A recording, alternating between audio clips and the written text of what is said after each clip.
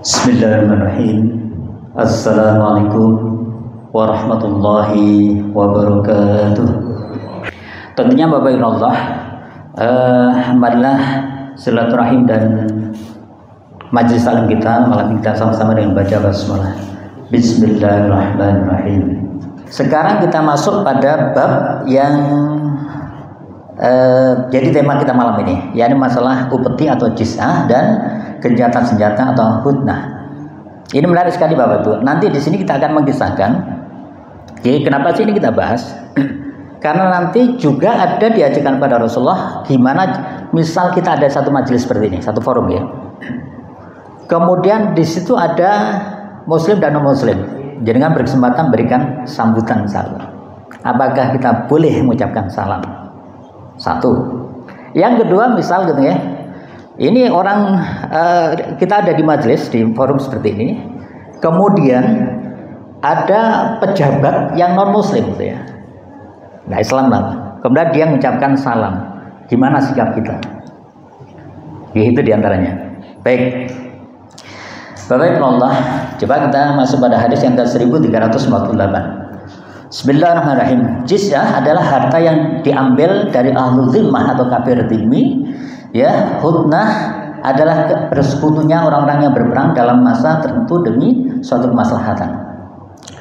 An Abdurrahman ibnu Auf, dari Abdurrahman bin Auf radhiyallahu anhu, anna Nabi sallallahu alaihi wasallam, sesungguhnya Nabi Muhammad sallallahu alaihi wasallam akhadaha, beliau mengambilnya. Apa yakni al-jizyah bin majusi hajar.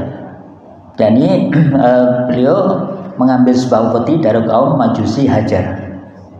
Rawahu Bukhari ya. Kemudian hadis ini adalah dalil tentang adanya pengambilan upeti bagi orang-orang Majusi, dan disebutkan di dalam hadis yang lain, perlakukanlah terhadap mereka itu seperti perlakuan terhadap orang ahli kitab. Sehingga Bapak Ibu kemarin jelas nih di hadis sebelumnya, Rasulullah begitu memerintahkan seseorang menjadi panglima perang itu diberi pesan gitu ya, terkait pertama untuk takwa kepada Allah. Kemudian yang kedua niatkan perang fisabilillah karena Allah, bukan karena yang lain, bukan karena harta perang dan sebagainya. Kemudian kalaupun nanti berjumpa dengan kaum kafir, kasih 3 pilihan. Pilihan pertama, dia semua masuk Islam. Kalau dia mau masuk Islam selesai ya. Tapi begitu masuk Islam ada 2 pilihan pula. Kalau dia mau hijrah, jadi ikut kepada kota Nabi ya, ke kota Madinah misalnya, maka dia akan mendapatkan harta rampasan perang. Kalaupun dia tidak mau karena dia cinta dengan tempat lahirannya gitu ya, dia masuk Islam tapi nggak mau hijrah, maka dia selamat tetapi tidak mendapatkan harta ghanimah. Itu pilihan pertama. Pilihan yang kedua, kalaupun dia tidak mau masuk Islam, maka dia harus bayar upeti. Ini yang kedua. Ya, kalau dia mau bayar upeti, maka dia masuk pada kafir dhimmi ya, kafir yang dilindungi ya. Atau kalaupun dia tidak mau 1 dan 2, maka pilihan yang ketiga ya diperangi sampai dia meninggal, kalah atau menang gitu ya. Maka itu masuk dalam kafir harbi gitu ya. Mari udah sempat kita bahas ya. Jadi sehingga di sini Bapak Ibu, upeti itu hanya berlaku untuk ahlu dhimmah atau kafir dhimmi, baik dia ahlu kitab maupun orang Majusi gitu ya. Baik, kemudian kita masukkan yang berikutnya. Ini menarik sekali ya. Jadi bagaimana saat itu Rasulullah itu disuruh menangkap ya seorang raja Nasrani ya. Kemudian berhasil dan akhirnya dia menyetujui untuk bayar upeti. Bismillahirrahmanirrahim. Wan Asim, dari Asim ibnu Umar, Asim bin Umar ya. Asim ini Bapak Ibu ya, yang beliaunya ini menikah dengan putrinya penjual susu. Hadis ini. Jadi Asim ini adalah putranya Umar bin Khattab yang dia dinikahkan sama Umar yang menjadi khalifah dengan seorang wanita putri dari putrinya penjual susu. Yang kisahnya kita cukup terkenal ya. Dari Asim ini akhirnya lahir Bapak Ibu Umar bin Abdul Aziz. Gitu ya. Jadi ini penting sekali kalau kita pahami sejarah ini. Asim ini meriwayatkan Anas dari Asim meriwayatkan dari Anas, wa an Utsman dari Utsman ibnu Abi Sulaiman ya, dari Utsman ibnu Abi Sulaiman. Apa yang diriwayatkan anna Nabi sallallahu alaihi wasallam, sesungguhnya Nabi Muhammad sallallahu alaihi wasallam ba'atha Khalidainil Walid atau Khalid bin Walid, maksud Khalidain ibn Walid ila Akaidir Dhumatal Al-Jandal.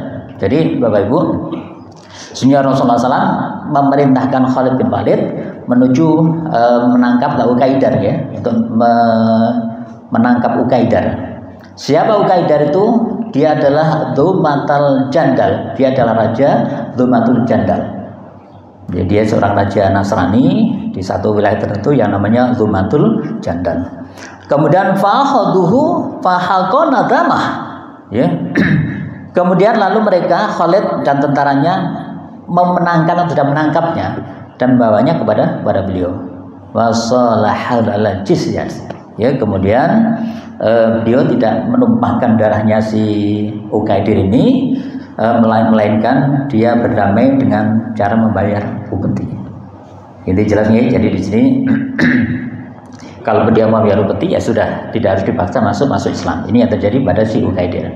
Sehingga Bapak Ibu Allah, ini dikisahkan dahulu Ukaidir adalah seorang Nasrani, kemudian Rasulullah mengajaknya untuk masuk Islam, tapi dia tidak mau.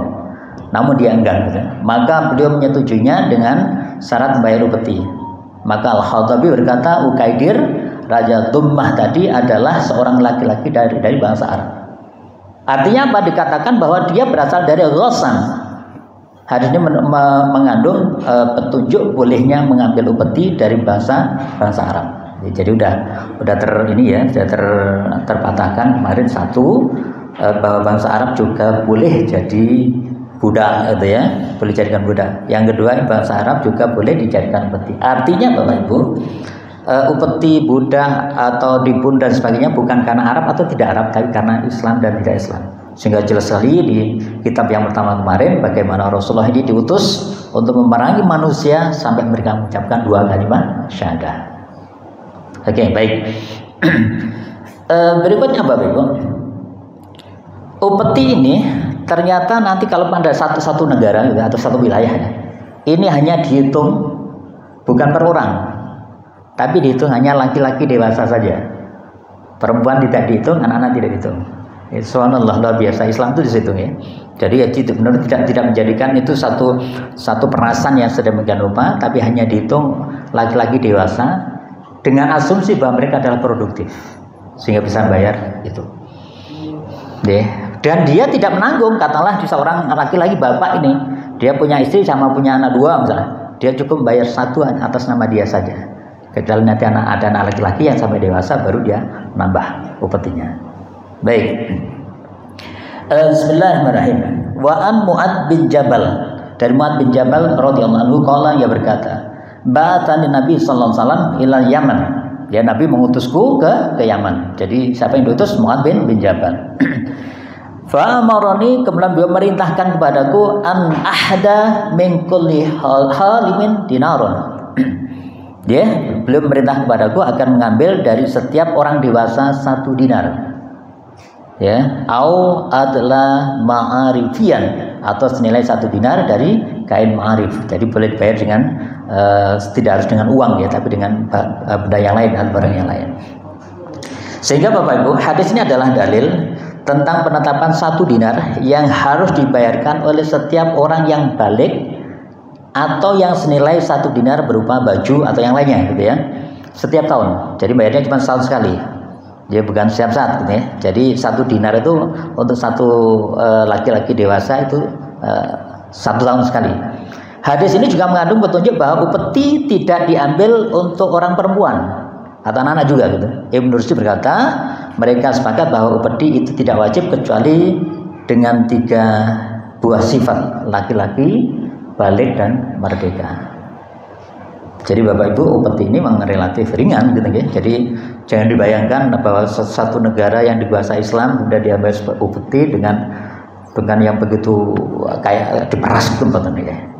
1 dinar 1 orang per tahun, dan itu cuma laki-laki dewasa dan balik Islam, gitu ya. Non Muslim, gitu ya. Baik. Bapak Ibu Allah, kemudian kenapa itu dilakukan? Karena Rasulullah bersabda di dalam sebuah hadisnya bahwasanya umat non Islam itu atau nonis ya itu atau orang kafir itu dia ada di levelnya di bawah kaum muslimin gitu ya. Bismillahirrahmanirrahim. Wa an Adi ibnu Amrin, dari Adi bin Amru al-Muzani, ya al-Muzani radhiyallahu anhu. Anin Nabi SAW, dari Nabi Muhammad sallallahu alaihi wasallam. Qala, bila bersabda, apa yang sampaikan Rasulullah, al-Islamu ya'lu wa la yu'la alaih, gitu ya. Al-Islamu, sesungguhnya Islam adalah tinggi. Al-Islam ya'lu adalah tinggi, gitu ya. Wa la yu'la, dan tidak ada yang mengalahkan ketinggiannya. Ya, hadis ini yang memberikan satu penegasan bahwa Bapak Ibu, kita harus meyakini, kita harus bangga dengan pribadi sebagai orang muslim ya. Kenapa? Karena ini merupakan dalil tentang ketinggian para pemeluk Islam di atas pemeluk seluruh agama yang lain dalam segala urusan. Ya. Sehingga ini penting sekali buat kita semua. Di hadis yang lain Rasulullah perintahkan kita untuk mengatakan isyhadu bi anna muslimun, saksikan saya sebagai seorang muslim. Tentunya dengan tampilan-tampilan yang sunnah ya, mungkin dengan jenggot, mungkin dengan pakaian-pakaian yang rapi dan sebagainya, itu hal yang bagus. Kemudian kita juga tunjukkan dengan perilaku kita ya. Kalaupun kemarin sempat kita singgung ada 4 pilar kebaikan misalnya, itu kita buktikan. Itu merupakan tanda keislaman kita, tanda keimanan kita gitu ya. Apa itu yang pertama? Ya ini falyakul khairan aw liyasmut gitu ya, berkata yang baik atau diam. Jadi jelas sekali orang-orang beriman itu ngomongannya nggak ngawur, ngomongannya nggak menyakiti orang lain. Yang keluar adalah kata-kata yang baik dan sebagainya. Yang kedua, orang Islam itu dia menjaga waktunya. Min husnil islami mar'i tarku malayani. Jadi tanda sempurna Islam seseorang yang dia meninggalkan hal-hal yang tidak bermanfaat. Jadi secara lisan dijaga, secara waktu dan aktivitas dijaga. Kemudian yang ketiga ternyata juga dibetulkan dalam emosional. Jadi orang Islam itu bukan sumbu pendek itu ya. La tahdhab awalnya jangan marah bagimu surga. Jadi jelas saya kalau kita masih suka marah berarti keimanan kita perlu dipertanyakan. Yang ketiga baru yang terakhir itu kaitannya dengan luas termasuk Idul Kurban besok, yakni la yu'minu ahadukum hatta yuhibba li nafsihi ma yuhibbu li nafsihi. Jadi dia beriman seseorang sampai dia mencintai saudaranya sebagaimana mencintai dirinya sendiri. Sehingga saat berjenengan besok berkorban itu jangan pernah berpikir untuk mendapatkan banyak. Ya terserah panitia, misalnya panitia ngasih 1 kilo terima gitu. Wah enak korban di sana dapat 10 kilo gitu. Jangan karena itu gitu ya. Bahkan yang tinggal besok di beberapa lembaga zakat itu seringkali kita tidak mendapatkan apapun. Ya dikirim ke Palestina, dikirim ke pesantren mana atau dari mana dan sebagainya kita dapatkan. Walaupun sebenarnya sunnahnya tetap dikasih. Ya, maka yang harus dilakukan mestinya oleh panitia itu di foto ini sudah disembelih di sini. Jangan dapat bagian sekian. Ini gimana, dikirim ke rumah atau dibakar di mana gitu. Ini contohnya. Jadi panitia ada unggah-ungguhnya untuk mengatakan bahwa ini dilakukan nanti jangan bagian dan seterusnya lah.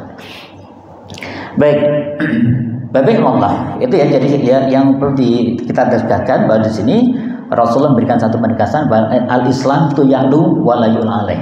Jadi Islam adalah tinggi dan tidak ada yang mengalahkan ketinggiannya, termasuk orang-orang pemeluknya gitu ya. Baik Bapak Ibu, lah berikutnya. Ini saat kita bicara dengan ada di komunitas yang di situ ada non Muslim baik Yahudi maupun Nasrani atau agama apapun yang lainnya. Kemudian saat kita ketemu misal sendiri-sendiri lah ya, ada Yahudi, Nasrani, kemudian kita sendiri, gitu ya. Kemudian apa yang kita lakukan? Kalaupun dia misal mengucapkan salam pada kita, ini kita punya teman plek inilah, teman kerja dan sebagainya, dia non Muslim gitu ya. Tapi dia fasih, kan sering kita dengar ya. Saat ketemu mesti karena sungkan sama kita atau akrab sama kita, assalamualaikum. Gimana ya kita lakukan? Ya baik, coba kita perhatikan. Bismillahirrahmanirrahim.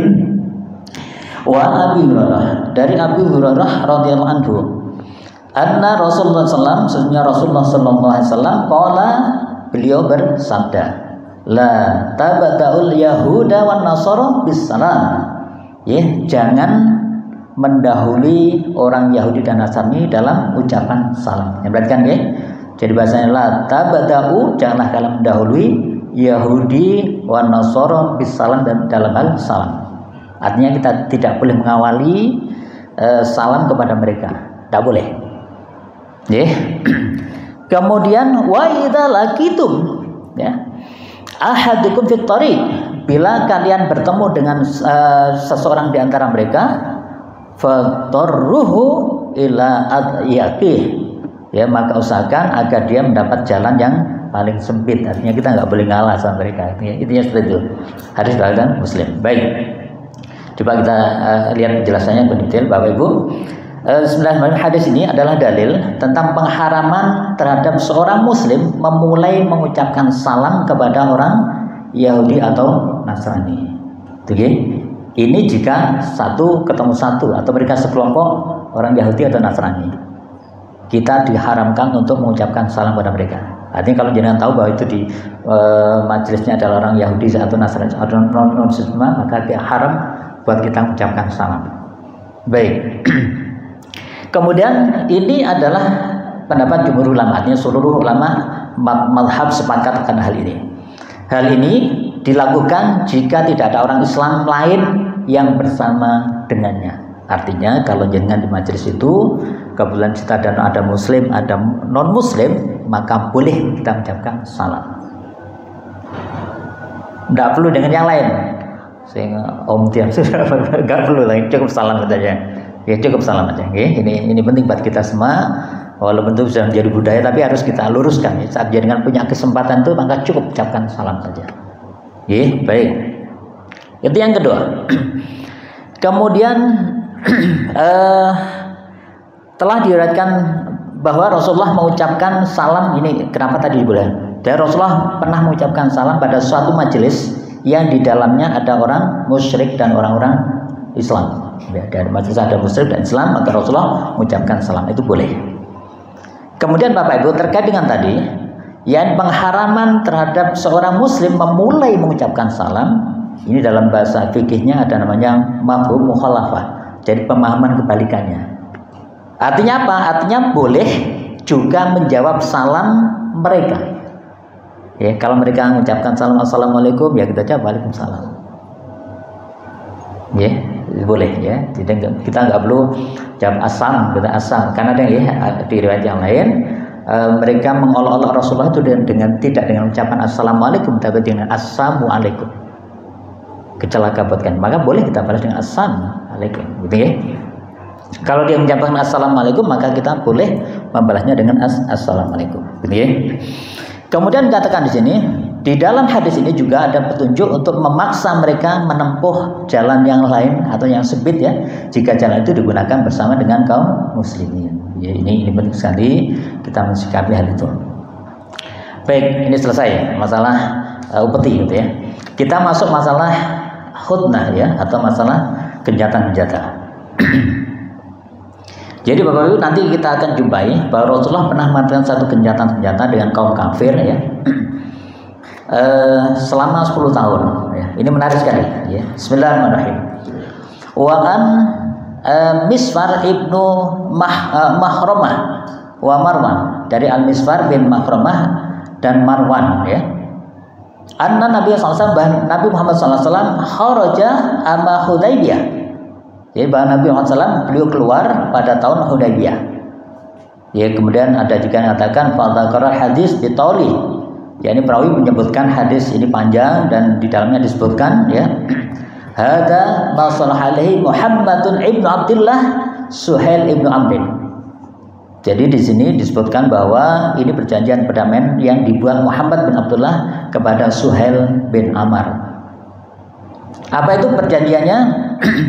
Ala wadil harbi asyisinina, yakni menghentikan peperangan selama 10 tahun. Ya mana fihan nas wa yakuffu ba'dhum am ba'dhin. Jadi ada menghentikan peperangan selama 10 tahun itu untuk menjamin keamanan manusia yang tidak boleh saling menyerang. Baik, Bapak Ibu, saya ingin mengkisahkan ini. Jadi yang nanti faktanya tidak sampai 10 tahun. Jadi perjanjian ini terjadi setelah perang Badar. Jadi mereka setelah kalah perang Badar, menang perang Uhud tuh merasa inilah apa 50-50 lah. Sehingga mereka melakukan satu perjanjian di mana jika nanti ada orang Muslim ya, artinya dari Madinah mereka kembali ke Mekah itu tidak berhak dikembalikan, maka harus diterima. Tetapi jika orang-orang Muslim yang sudah masuk Islam di Mekah, kemudian dia ikut hijrah ke Madinah, itu harus dikembalikan. Ini perjanjiannya kayak gitu. Ya, jadi Rasulullah dengan Suhail mewakili kaum kafir Quraisy di Mekah itu melakukan perjanjian seperti itu. Bapak Ibu, ini menarik sekali. Ya, saat itu Khalid bin Walid belum masuk Islam. Ya, dia habis memimpin perang untuk perang Uhud, ya, menangkan itu. Tetapi dia punya sepupu namanya Walid bin Walid yang sudah masuk Islam lebih dulu.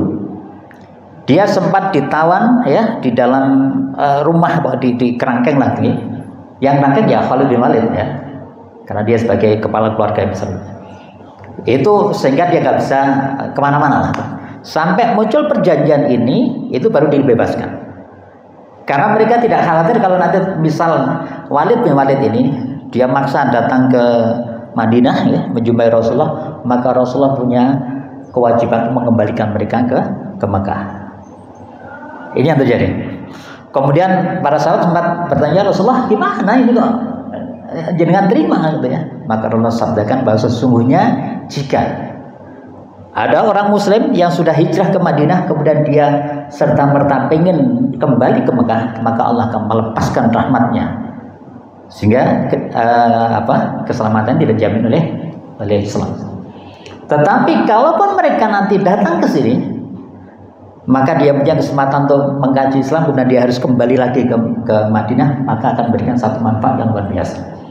Ini normalnya seperti itu. Tapi faktanya Bapak Ibu, yang terjadi Walid bin Walid ini dia memobilisasi beberapa pemuda karena dia tahu dia tidak nyaman tinggal di Mekah. Ini faktanya, dia tidak nyaman tinggal di Mekah, tetapi dia tidak bisa datang ke Madinah. Maka beliau tinggal di antara Mekah dan Madinah. Apa yang dilakukan? Dia membalas apa yang dilakukan oleh kafir terhadap orang Muslim. Apa itu diantaranya? Yang orang-orang Muslim yang begitu hijrah ke Madinah, itu semua hartanya ditinggalkan. Padahal itu secara kepemilikan punyanya Muslim yang hijrah ke Madinah. Maka si Walid bin Walid dan beberapa teman Muslimnya itu dia melakukan satu eksekusi terhadap kafilah-kafilah ya. Jadi pedagang-pedagang kafir ya, begitu lewat daerah itu dia dirampas dengan asumsi bahwa saya mengambil hartanya kaum muslimin. Sekali, dua kali, sampai berkali-kali akhirnya Suhail dan orang-orang kafir Quraisy bingung gitu ya. Mau ditindak tegas, mereka adalah putra-putra mereka. Gitu ya. Jadi mau ditindak tegas putra mereka, dan nanti mereka akan mesti konflik dengan keluarga besarnya masing-masing ini. Tetapi kalau tidak ditindak, semakin lama akan semakin habis atau banyak kerugian-kerugian yang dirasakan oleh kafir Quraisy saat itu. Maka sejak saat itu dibolehkan. Jadi ini yang menjadi sebab subhanallah. Jadi yang menjadi sebab akhirnya tetapi Walid bin Walid Bapak Ibu, beliau tidak sempat mendapatkan kenikmatan itu karena dia meninggal saat di pengasingan itu. Tapi banyak pemuda-pemuda Muslim yang akhirnya bisa setelah keputusan itu bisa hijrah ke Madinah dengan selamat. Ini penting Bapak Ibu. Artinya apa Bapak Ibu? Apapun yang menjadi keputusan Islam atau bahkan Rasulullah itu pasti satu kebaikan. Kemudian yang tidak kalah penting, saat ada di situasi seperti itu, maka kita tidak boleh pernah berhenti untuk senantiasa melakukan satu kebaikan. Dan upaya-upaya itu pasti akan menghasilkan satu kebaikan. Baik, kita lanjutkan pada hadis berikutnya. Ini masih kaitannya dengan senjata tadi ya. Bismillahirrahmanirrahim. Wa akhraja Muslim ba'dahu min hadis Anas. Ini diriwayatkan oleh Muslim yang didapatkan dari Anas. Ya, anna man jaa minkum lam nuraddahu alaikum. Ya, bahwa barang siapa datang kepada kami, katakan ya, barang siapa yang datang kepada kami kaum kafir dari pihakmu, maka kami tidak akan mengembalikannya kepadamu. Ini tadi ya, jadi yang saya sampaikan bahwa isi perjanjiannya yang manakala ada orang kafir dari pihak Madinah datang ke Mekah, maka orang Mekah tidak berkewajiban untuk mengembalikannya. Tetapi barang siapa datang kepadamu kaum muslim dari pihak kami, artinya dari Madinah, ya tadi yang di antara Khalid bin Walid, maka kamu harus mengembalikannya kepada kami. Ya. Apa yang terjadi? Para sahabat hanya bertanya, ya Rasulullah, apakah kita menyetujui ini? Wahai Rasulullah. Maka bersabda ya. Kenapa? Karena barang siapa di antara kita yang pergi kepada mereka, lagi dari Mekah, Madinah menuju ke Mekah, maka Allah akan menjauhkannya dari rahmat Allah. Dia jelaskan ini. Jadi ini katanya dengan hijrah, Bapak Ibu. Sehingga kalaupun ada orang Muslim, dia tidak nyaman di satu lingkungan Muslim, kemudian dia malah kebawa kepada lingkungan tidak Muslim, maka dia menjauhkan dirinya dari rahmat Allah. Sebaliknya kata Rasulullah, ya, yakni barang siapa yang diantara mereka datang kepada kita, maka Allah akan menjadikan untuknya kelonggaran dan jalan keluar, walaupun akhirnya kita kembalikan pada keluarga mereka. Baik, Bapak Allah, hadis ini adalah dalil tentang kebolehan melakukan gencatan senjata antara kaum muslimin dan musuh-musuh mereka yang musyrik, dengan batasan masa waktu tertentu, gitu ya. Jadi ini disebutkan ada 10 tahun, tapi faktanya terjadi tidak sampai 10 tahun. Untuk apa? Yani ini adalah kemanfaatannya untuk kemaslahatan yang dipandang oleh imam, oleh pemimpin. Jadi nanti juga akan Bapak Ibu, panitia lagi-lagi kita bawa kepada, karena ini kita sebentar lagi mau ada Idul Kurban ya. Jadi panitia itu punya hak untuk menambah porsi. Ya, kata misal Sewu, ada banyak panitia yang terlibat nih ya. Ternyata panitia ini melihat karyanya. Dari 20 orang ini ada 3 orang yang kerja keras betul. Kemudian ditambah, itu boleh. Tapi yang nambah adalah panitia. Ngerti nggih? Jadi tidak ada salah hal ya.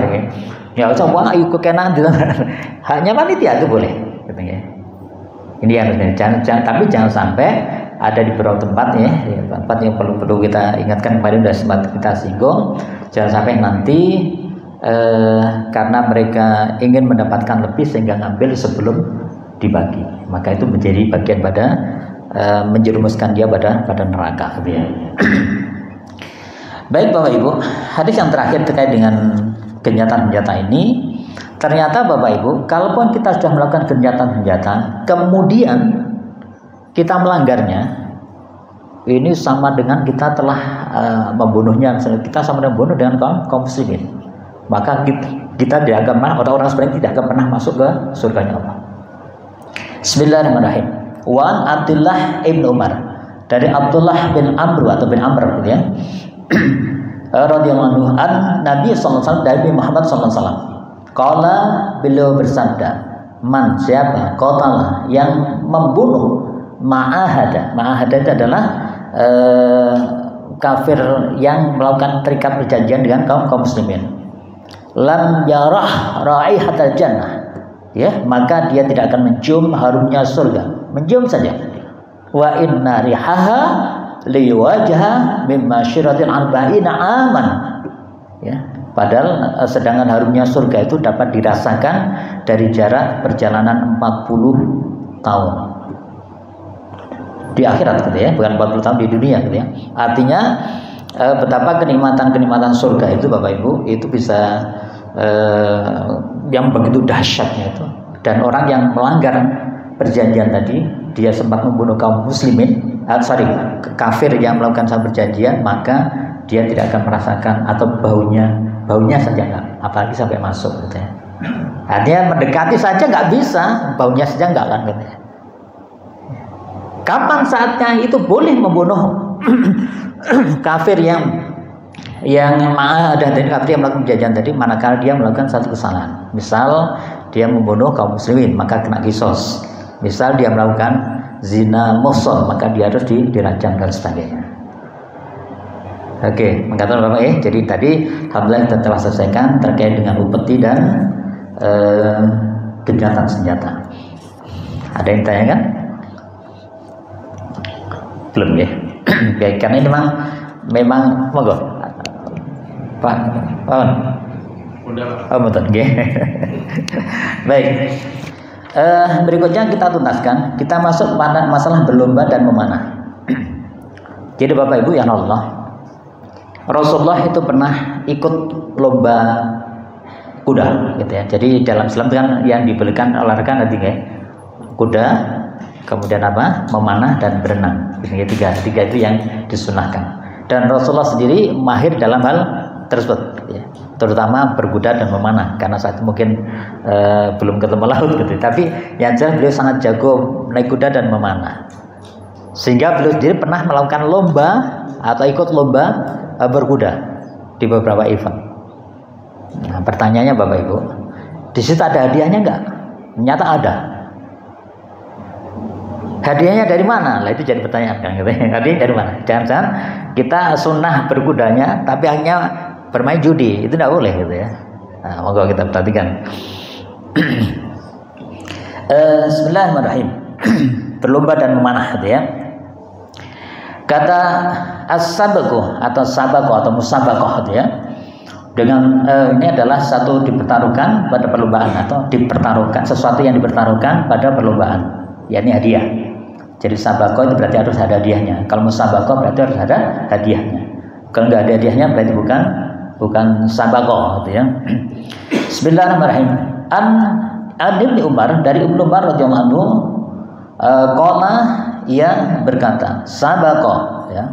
Jadi Nabi SAW, Nabi Muhammad pernah mengikuti lomba. Apa bil hailil lati qad uzmiron, ya. Yani beliau mengikuti lomba pacuan kuda yang diguruskan, jadi kuda yang diguruskan. Dari mana? Min Hafya, ya, dari Hafya, dari satu tempat. Wa kana amaduha thaniyan wada, ya. Dan berakhir di Thaniyatul Wada, satu tempat, ya. Jadi ada satu, ini jaraknya kurang lebih berapa nih? Ada sekian 6 mil, ya. Jaraknya 6 mil, ya. Jaraknya 6 mil, berarti sekian kilo, 10 kilo lah, gitu ya. Jadi beliau pernah ikut lomba itu. Kemudian di waktu yang sama beliau juga pernah ikut wasabaqah, dan ikut pula bainal haili allati lam tadummar min saniyah ilal masjid Bani Turai. Jadi di waktu yang lain beliau juga mengikuti lomba dengan kuda yang tidak digurus. Tadi kuda yang gurus, ini kuda yang gemuk, ya. Kemudian hingga masjid dari Saniyah tadi hingga masjid Jurai. Dan Ibnu Umar dia sampaikan yang meriwayatkan ini, dan aku ada di dalam bahkan Ibnu Umar fiman sabaq. Ya, saya ada di dalamnya. Baik, Bapak Allah. Yang perlu kita perhatikan di sini, ya. Jadi hadisnya dalil tentang disyariatkannya perlombaan berkuda, dan bahwa ia tidak termasuk di antara perbuatan sia-sia, artinya boleh, tetapi merupakan olahraga yang dipuji. Hukumnya antara sunnah dan mubah, gitu ya, sesuai dengan tujuan melakukannya. Sehingga Imam Al-Qurtubi dia berkata, tidak ada perbedaan di antara para ulama terhadap bolehnya melakukan perlombaan pacuan kuda dan hewan-hewan yang lainnya. Ya, naik kerapan sapi misalnya, gitu ya, itu juga boleh. Dan juga perlombaan berlari, demikian juga perlombaan memanah dan menggunakan senjata-senjata, karena hal itu merupakan latihan untuk perang. Oke. Cuman yang perlu kita perhatikan Bapak Ibu, hadiah tadi. Ya. Yang dibolehkan ada 2 cara. Yang pertama, misal Pak Bupati mengadakan perlombaan Bupati Cup misalnya, ya. Kemudian hadiahnya disiapkan hadiah, selesai. Berarti yang memenangkan dapat hadiah, berarti boleh. Atau yang kedua, perlombaannya daftar, gitu ya. Daftar ikut perlombaan 100.000 misalnya, semua bayar 100.000. Dikumpulkan, kemudian yang dapat juara mendapatkan sekian, ya, misalnya 1 juta, kedua 500 misal, gitu ya. Itu boleh. Yang tidak boleh, ya. Jadi manakala kita berlomba. Kalau saya menang dapatkan 1 juta, kalau kamu kalah bayar 100 juta aja, tidak boleh. Ya, jadi yang ketiga yang tidak boleh, yang kedua itu boleh. Tetapi yang disarankan adalah yang pertama. Jadi betapa hadiah itu tidak dari peserta, tetapi dari pihak lain yang mengadakan, itu semata dari sponsor atau dari pihak-pihak tertentu. Baik, maka bab ini jadi insyaallah kita sudah selesaikan bab ini semua. Sehingga Rabu depan kita akan masuk bab yang lain. Dan lagi-lagi Bapak Ibu, saya berharap sekali sebentar lagi kita Idul Adha, jadi tolong betul-betul hati-hati ya, jangan sampai nanti kita akan terjebak dengan sesuatu yang salah. Semoga Allah berikan kekuatan kita sehingga kita bisa senantiasa istiqomah. Amin. Saya mohon maaf. Ihdinas siratal mustaqim. Billahi taufiq wal hidayah. Wassalamualaikum warahmatullahi wabarakatuh.